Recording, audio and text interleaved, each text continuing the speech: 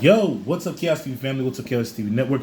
It's your Chaos Leader here, Chaos Hero, back out from the Chaos to show you what's good. And today, people, today marks the very first week of Battle Spirit Saga, newest release of its new set, False Gods. Also premiering, doubling down, coming with it, was the release of the Green Structure deck, which also introduces, well, Green, which is the realm of forest or the realm of trees, which introduces Verdant Wings, is a new structure deck. Now, I'm going to also double down this video as a deck profile for a budget build, and what, in my opinion, what would be good for this deck. Also, it doubles down as a review. And off rip, even with my opinionative ideas for a build like this, a budget build, before you decide to crack open that set of False Gods, this deck, in my opinion, even with my own opinionative profile budget build, doesn't really, in my opinion, represent what it is for green, but it does introduce some stuff for green and what it's capable of and what it's normally supposed to do. So that being said, hit a like. The subscribe button's right there as well. Notifications for all the good stuff that we do. Side note, I will be getting back to Rain Code as well as Fire Emblem Engage, hopefully. But let's get into the deck profile / review, please. Thank you. Now, off rip, what I've noticed about this deck, there's a lot of things that Green does, and due to its independent IP that Bandai usually does. With Digimon's Green deck, this does have a similar parallel mechanic to what that basically does and what Green is supposed to do. But let's get into the deck profile. So what I do is I start from least numbers of certain cards and the average bigger numbers of amounts of cards you should have. We're going to start with the Spirits, Magics, and then Nexuses, which this is a very spirit-heavy deck, actually. Then again, most decks are. But let's get started with the profile. So we're rocking 3 copies. Take that, 3 copies of Explosive Charge Brambor. Now, what Brambor it does, it's amazing. It comes out very aggressive. It comes out with no matter how many, even though for an expensive spirit, it comes out very strong. It comes out stacked. Then on top of that, I don't know how the rulings work in Battle Spirit Saga, but if this thing successfully destroys an opponent's spirit by battle, essentially, it can stand up again. And not only that, it has an on-summon effect, or during the attack phase, with its level 1 and level 2 effect, being that this thing can buff itself when it's summoned.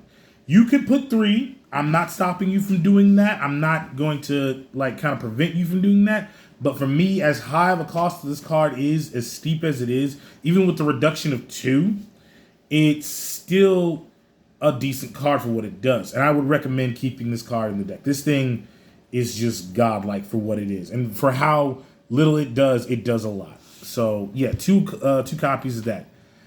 Next up, for my three ofs, we're playing 3 copies of Emerald Great Bird LD. Now, Emerald Great Bird LD has a decent on-summoning effect, and it's a pretty decent high coster with a reduction cost of 3, which will reduce it by 2, making it a cheap coster. But as a 4 copy of, I really wouldn't recommend it because you don't want to clunk up your hand, and as bad as this game is for basically doing a lot of RNG, as far as in the deck draws, you don't want to see him a lot. You want to see him enough, but you don't want to see him a lot, in my opinion. His 2 effects are very useful. One allowing you to select one of your opponent's spirits and exhaust them, which is, like I said, one of the biggest mechanics, one of the secondary mechanics in Green right now, which does the same thing that Green does in Digimon. It basically rests whatever your Pokemon, whatever your opponent's spirit that are very active at that point. Shut the fuck up. Sorry about that, y'all. Like I said, recording studio going crazy. But we having fun out here in the Chaos TV family room. But long story short, yeah, back to what I was saying. What green does is to basically rest and lock down your opponent and preventing them from either blocking or attacking. And it just does so well as a gimmick to where a lot of cards in this deck, you will see, have another ability known as Swift, which some of them have on summon effects, which rest your opponent during their battle phase, which kind of lessens the damage your opponent can do towards you, which is also something I like. For vanilla monsters, we got 3 copies of Leaf Beak Toucan. I love toucans. They're awesome birds. Even though this one looks like a freakishly mutated one with like 3 wings. Ew. Either way, it's a decent vanilla card. Honestly, I haven't pulled from False Gods yet, but I do plan on pulling from False Gods sometime this week. I'm planning on doing an unboxing and basically a pull night, basically, to see what I get. And hopefully we get some decent green cards, and I'll show you the deck profile after I upgrade it from there. But for right now, like I said, this is a decent 3-coster with a reduction cost of 2, so you can play it for free by damn near free with 1. And it's a great vanilla spirit. It's not that bad, it's not that good, but it comes out decently strong. But I would recommend it playing at 3 of, because you don't, like I said, with a lot of things, you need to have stuff on board before this becomes useful. We're going to put those off to the side real quick. Now, for the other 3-costers, vanilla monsters as well, we have Ant-Man Soldier. Another good 3-coster with a reduction cost of 2 and a nat play cost of reduction cost of 1 and a nat play cost of 2. It's not that bad, just like Leaf Beak Toucan. It's just another big either 3K or 4K beat stick or body on the board. Even though this apparently, from what I've been hearing from a lot of other content creators, that green does a lot of swarming, especially with the new clans that are introduced in the realm of from the realm of trees and forest, which are prey birds, blade beasts, carapites, plant folk, and I think wild spirits. So that's 4 clans in one from one realm. Also, fun fact, leave down in the comments what are the different clans for each realm, and we might do a video on my top 10 favorite clans from each realm. So, or or likewise, just top 3, doesn't matter. Just hit me up. For the other 3 ofs, I think he's the last of the 3 ofs. I hope this is the last of the 3 ofs. Verdant Dragon Rider, Gorn.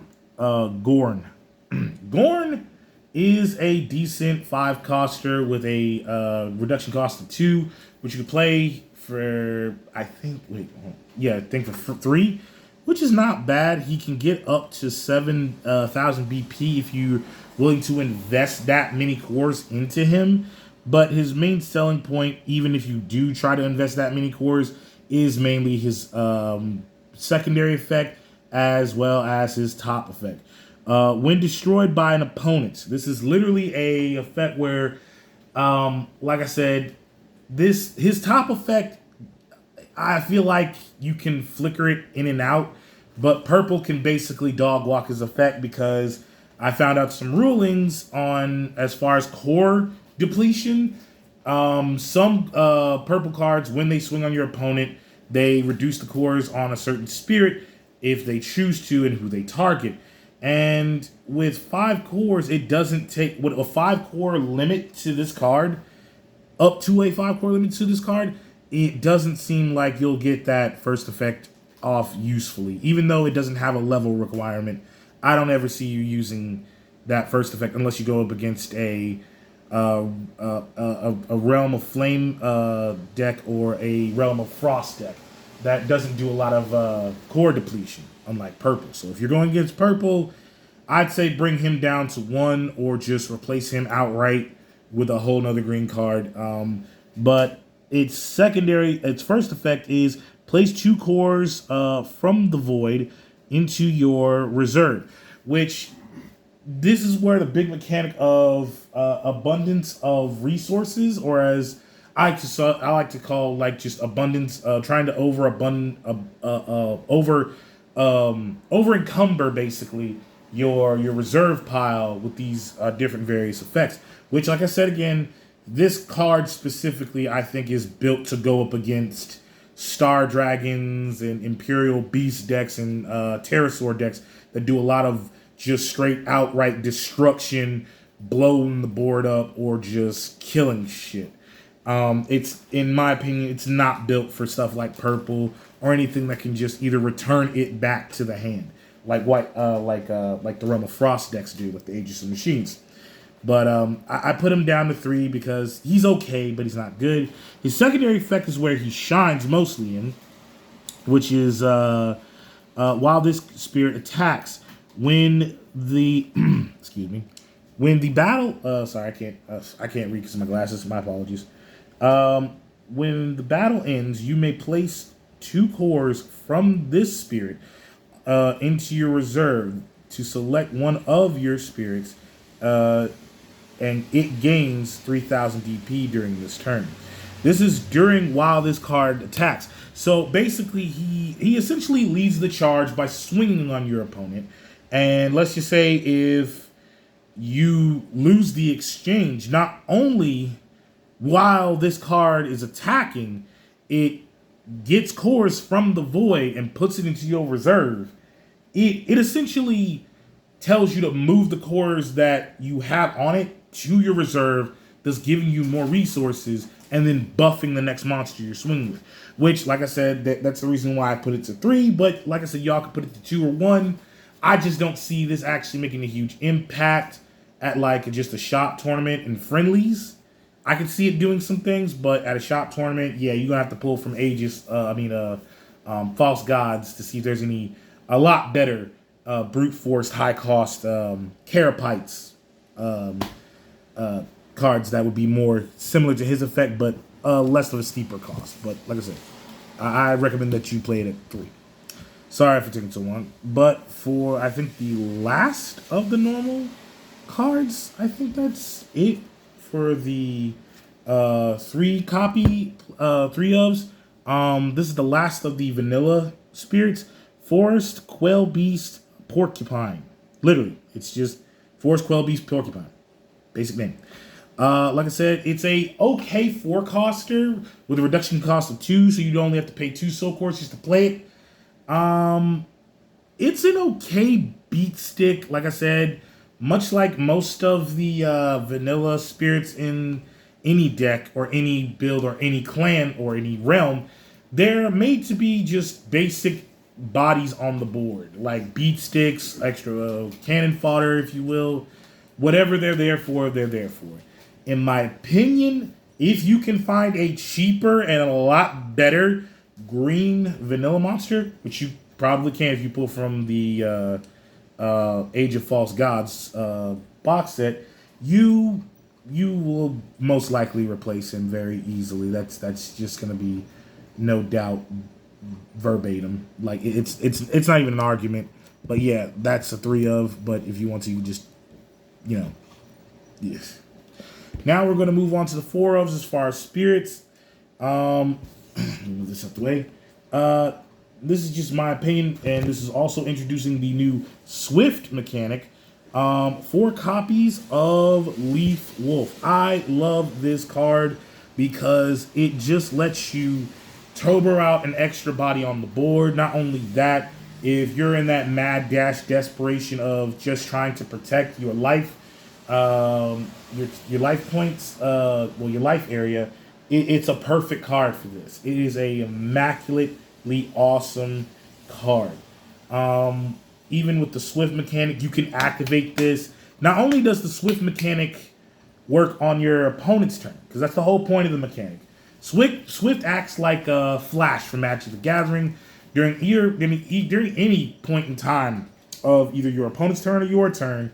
You could play this out of your hand at any given time, and giving it the Flash ability makes it securing like as an extra defense body, if you will. Like if your opponent swings during the Flash phase, you can Basically, flip over your burst card. If you're doing competitive build, Absolute Ice Shield, of course.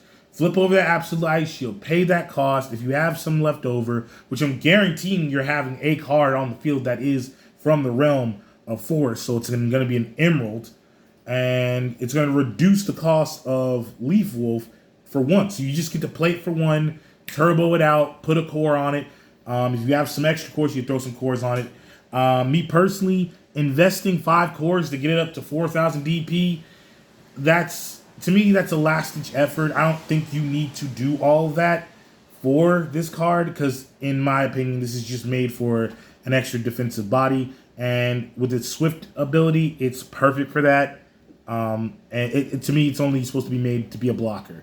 I don't even think they should have just even given this thing a level 3. Giving this thing a level gap in general, to me, was a waste of ink because y'all could have just made its level 1 BP output a decent number, which would be 4, and gave it a level 2 DP output of 5.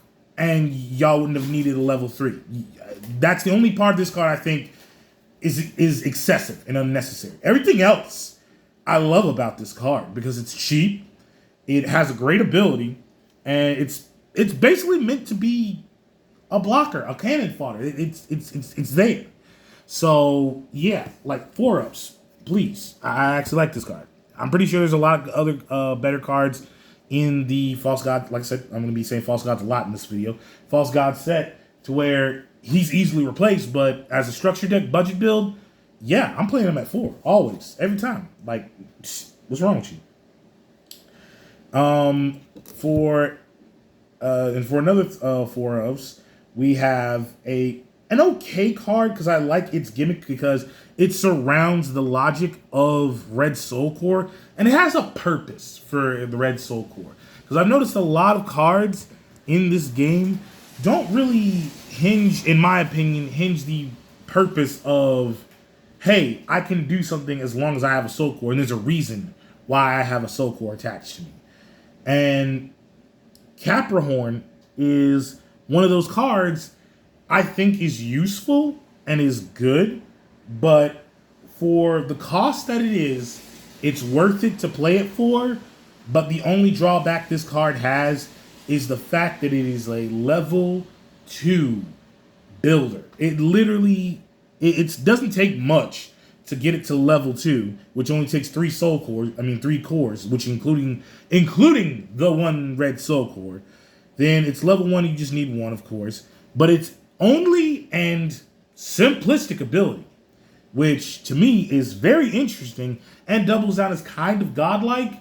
And I don't feel like this card, in my opinion, they undersold the existence of this spirit. They could have made this spirit a lot much stronger, a lot much better, and in my opinion, its effect acts a lot better than what it needs to. It's just awkward.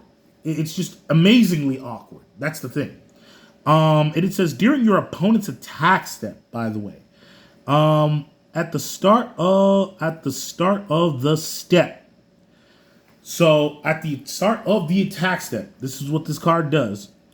If this spirit has a red soul core on it, place a core from your trash in your reserve.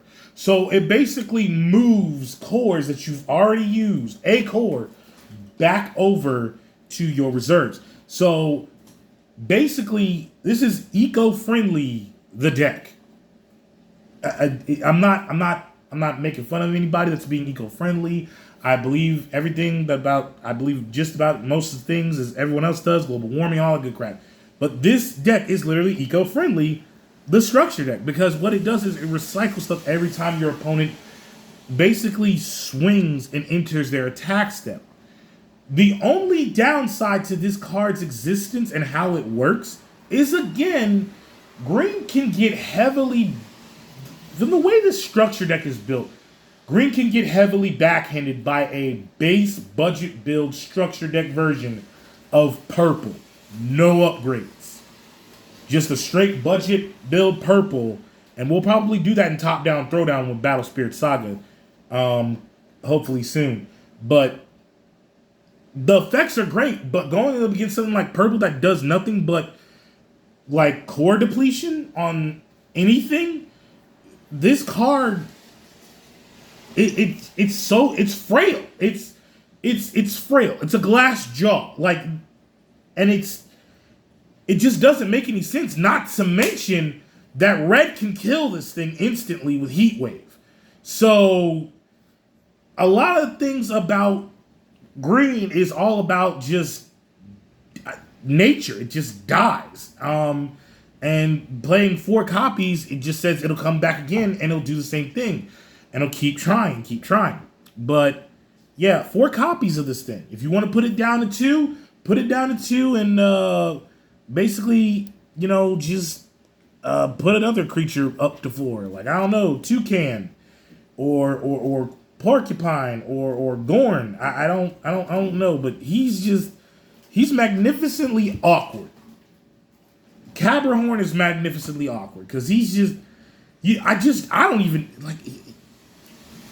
There's so many things that probably in the set that can replace him, but until I see what's in the set, I don't see a point of replacing him, and I don't see a point of getting rid of him either. Like, it's just weird. But we're moving on from that.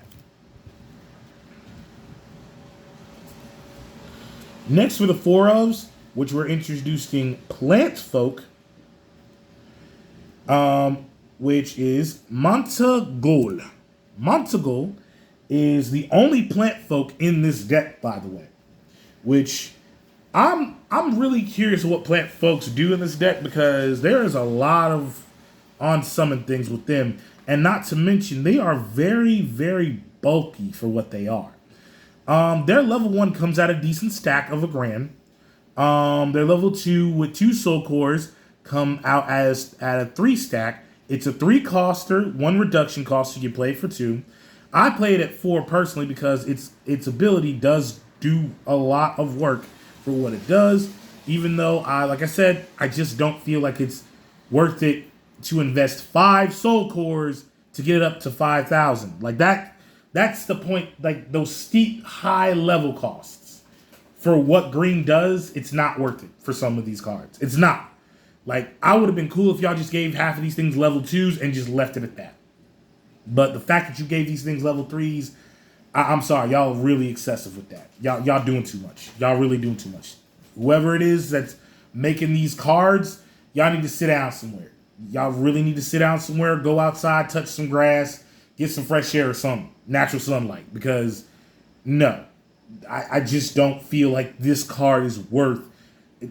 No, just no. Anyways, it's a level 1 through 3 effect. Which, again, this thing has 1 effect for all 3 levels. That's the thing that baffles me about this this deck profile. Like it just, like, when I was building this, buddy, I was scratched. Let's continue because I'm getting way off track. You can exhaust when this is on summon, by the way. You may exhaust this spirit to place a core from the void onto it. It is literally a core generator. And y'all gave it this 1 effect through a level gap of 3. With a requirement of 5 to get to the 3rd level. A play cost of 3 with a reduction cost of 1. Y'all couldn't given us 2? A reduction cost 2? That would have been too much for y'all. Like, moving on. But like I said, for me, I just play it because it's an interesting card, and I play it at 4. And I was just trying to even out the numbers. Anyways, moving on. Another card with the ability Swift, which to me is worth it, which it's a bird. Okay, it gets Swift. But I feel for its play cost of 4 and its reduction cost of 2 and its level gap of 2 with its DP gap of 4, I would have been comfortable if this was a vanilla. Y'all could have at least given Mantico the Swift ability.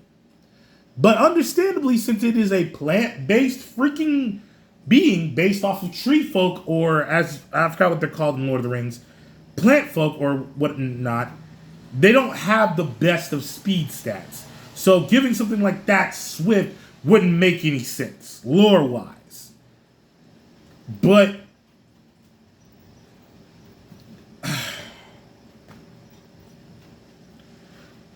outside of being a defensive brick, what can you do?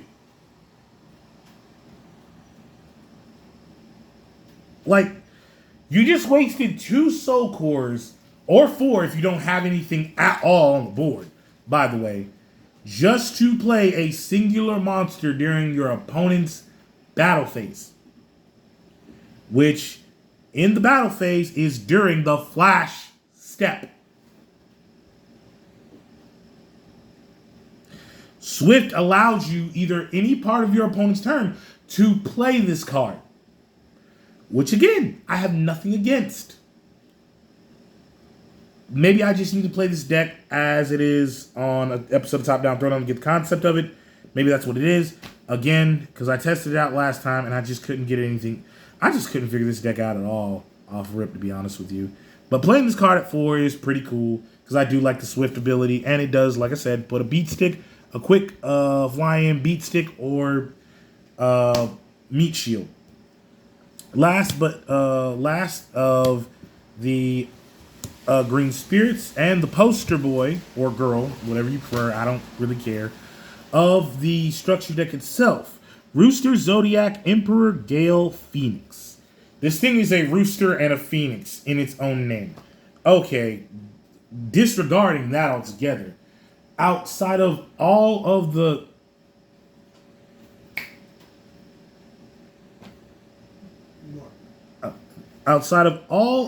other cards in this deck, and every other card in the previous Battle Spirit Saga structure decks, which was Dawn of History, by the way, a little bit of a history lesson there for you guys.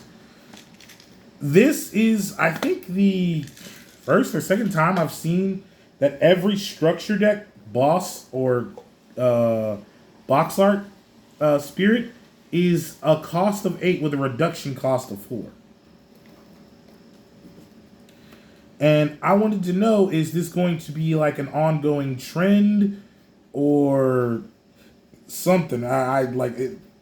That's one of the biggest things. And I think he's the only highest cost box art spirit in altogether, because isn't Fantech Elk, I think, 6 or 7, and Rooster Phoenix is 8. Okay, that makes kind of a bit of a sense, but why is Andromeda the boss spirit of... Okay, so I get it now. So here's the thing. With the box art spirits from the structure decks, their reduction cost equates or divides or equals out what the natural cost is. So for Andromeda's, he's a cost 6, but his reduction cost is 3. With Phoenix, her reduction cost is half of what her... Okay, so I get it now. Because I was a little confused on that. But 4 copies of Zodiac, Emperor, Gale, Phoenix. It's for its cost and its reduction cost, it's worth it to play it at 4. But you don't want to run into this card early game. This is clearly a boss monster that's made for mid game. In my opinion, you'd be better off playing it at 3. If you want to, because it wouldn't make any sense to play it at 4 unless you feel comfortable with 4. And I do feel comfortable with 4.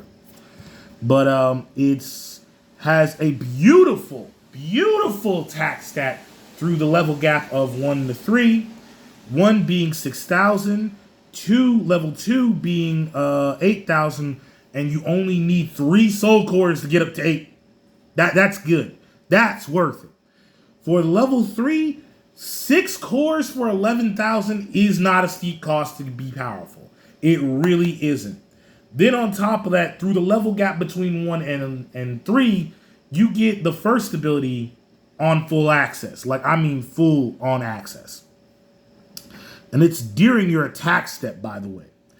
Okay, for the first effect, which the level gap is 1 through 3, when this spirit or one of your spirits with Swift destroys one of your opponent's spirits via comparing BP, select one of your spirits and exhaust it. Select one of your opponent's spirits and exhaust it. My apologies. So, if anything with Swift destroys it. So, in my opinion, if you start to swing and the Swift ability allows you to just turbo out and like just dash out a creature, a spirit, just to play it, and that's not a bad ability. It's not. It's kind of wonky sounding, but it's not. I know it sounds good.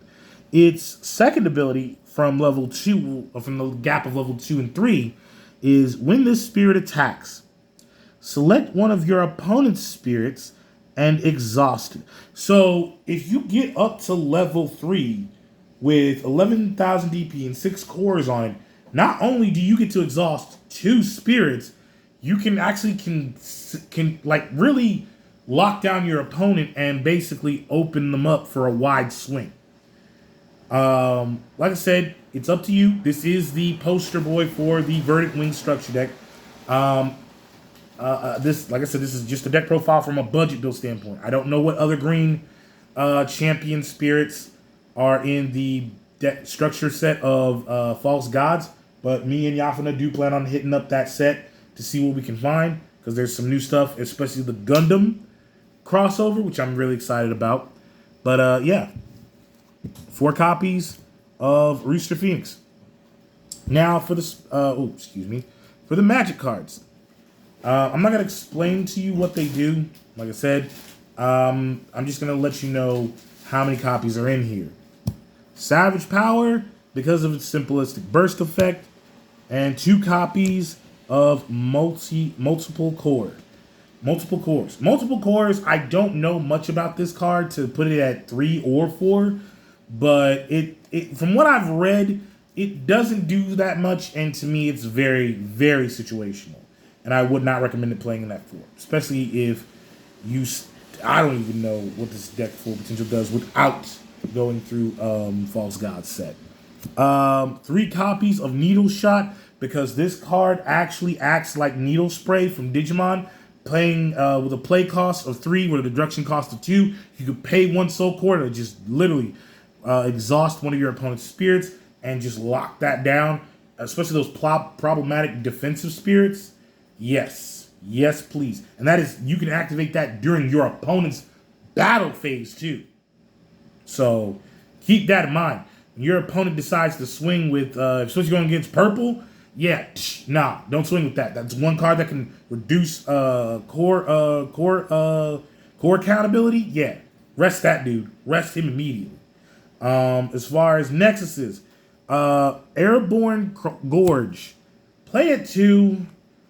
And if you do pull from False Gods, take those 2 copies out and play them with something different. It's not worth it. No. For so many reasons, no. And last but not least, this is an interesting Nexus for the structure deck. And I'm surprised Nexus like this came in a structure deck. But then again, I'm not surprised. Sacred Scarred Tree Stump City.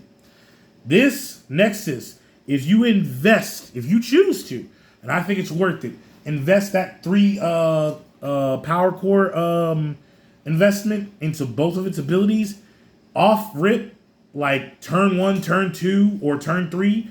By the time you play your first green spirit or your green magics, you're going to be putting in work constantly. So yeah, I'd recommend that. But that's it for this review. The deck profile of a budget build, a decent like structure deck, pulling from the set budget build of Verdant Wings. the first Premier Green deck, and that's just my overview of what I think this deck can do and what it's capable of. And it's not bad. It's great, but it could do better, you know. But you could do better. I mean, I'm pretty sure anybody could do better if you pull from the actual structure decks. But yeah, let's hop over to the review and my thoughts on this structure deck. So, final words on my opinion on this deck as a whole. First, I'd like to say thank you for sticking around for this deck profile. Thank you for watching it. But overall, in my opinion, I believe that as a budget build, this is a fun build to introduce you into the concept of what green can do and what it's capable of. But if you're like dragging a friend into this game and they're one of those friends that are like, I'm not going to play this game until they bring either nature, anything with bugs, or green, or wild beasts, or anything with flying creatures in it, which I'm surprised there's no flying mechanic in the green deck when... We don't need flying mechanic. Oh, it's going to come, so deal with it. Anyways, like I said, it's not in this structure deck, even though the poster boy is a bird, which is strange.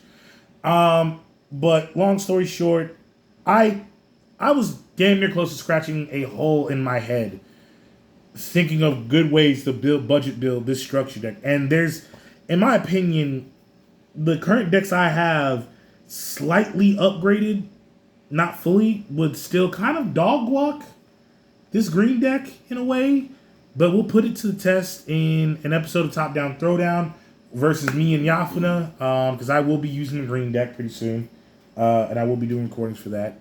But my review and overall answer to the concept of this green structure deck budget build. Invest into it at your own risk. You can do a lot better budget build wise with Ages of Machines, Dragon's Onslaught, Call of the Curse, Forbidden Spells. And your turnout would be a lot better. It would. But if you pull from False Gods and at the same time bought two of these structure decks, I'd say you have a bigger chance of making this deck a lot more competitive than its base form can be. And that's just me saying something. Like I would do a 2 structure deck budget build on all the structure decks that have came out already, and I would put least faith in this deck for succeeding. It just makes itself look awkward. Maybe it's the fact I haven't played it long enough to actually get the concept by itself, or this is a way to just force you to invest into False Gods, the way this deck is built and how it's presenting itself. But I give this deck a 5 out of 10 in its budget form. I give it a 5 out of 10. But that's it for this video. This is your boy, your Chaos leader, the leader of the Chaos TV family, matriarch himself, Chaos Hero. And I'm signing out to show you what's also get out there for y'all. Hopefully, y'all like this deck profile and also the review of this budget build structure deck. Like I said, this is my opinion. I'm not swaying you from not investing into this deck. By all means, go out, buy this deck. It's still interesting. It's still amazing. Get it. But until then, be good to each other. Love each other. Peace, love, and hair grease. Bye.